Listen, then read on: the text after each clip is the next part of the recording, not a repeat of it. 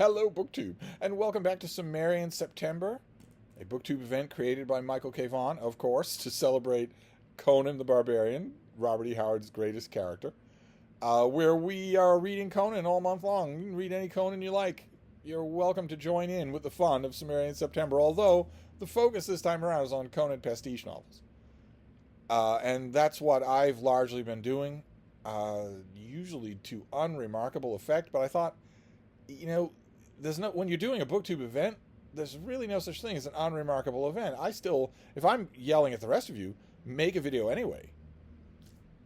Go on camera anyway and tell me what you thought. Even if the book wasn't remarkable, tell me that.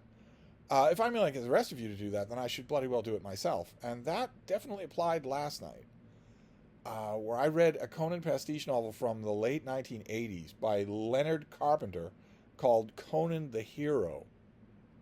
With that cover. I don't know what that skull is doing there. I don't know why the skull isn't human. I don't know why Conan has a scimitar. That's not like him. And it seemed to me to be a pretty dumb cover. And the book, I did not understand at all. Not in the slightest. I don't think I ever read this back in 1989. But I looked at the list of Tor Conan books, and apparently Leonard Carpenter wrote a lot of them. I don't know that I've ever read one of his, so I must have missed more of these Conan pastiche novels than I thought I did.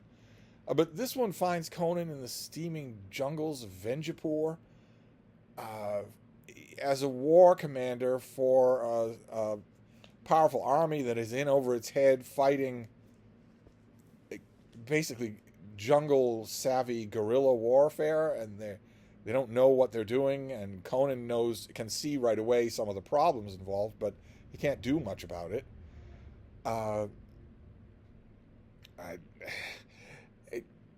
It struck me that Leonard Carpenter, I don't know anything about Leonard Carpenter, but it struck me that he was trying to write a book that had nothing to do with Conan. I think that's borne out at the end of the book. I don't want to spoil, I don't know if you're ever going to get to this, I don't want to spoil it, but the ending has virtually nothing to do with Conan, and not in a good way.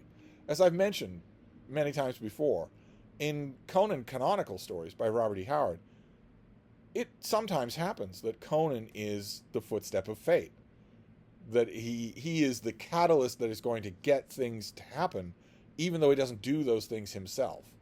That happens in Conan stories, and it sometimes to hugely great effect, and it happens in Conan pastiche novels too. Usually not to great effect. Usually you end up wondering at the end of this book, I wondered, well, why did I read all that? That's not what you want.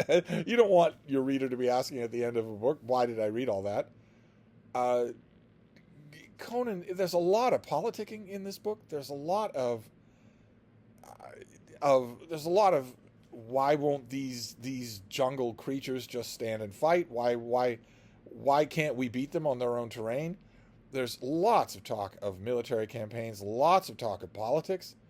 The politics of Venjapur, the politics of the groups of people that are fighting and infighting out on the front lines, the politics that Conan has to deal with, which I don't want to read about Conan talking about politics. I don't want to do it. Also, weird digressions now and again. Conan falls in the course of this book, the huge majority of this book, with one particular guy. And they are buddies throughout the whole book. The narrative is really the two of them together throughout the book, and they do everything together, and it gets a little bit weird. It started to feel like, did you want to write a Conan novel at all? The other guy's more interesting. He's certainly better fleshed out. So what is going on here? There's a long segment where Conan bathes himself. I mean, his hosts peremptorily, rudely say, they know he's an outlander, they rudely tell him, well, you can't go anywhere in the palace smelling the way you do. You have to bathe first. Okay, that I get. Conan grousing about it, that I also get. And Conan needing to bathe, that I also get. But surely that's an offstage detail. Surely you don't describe that. But Leonard Carpenter does.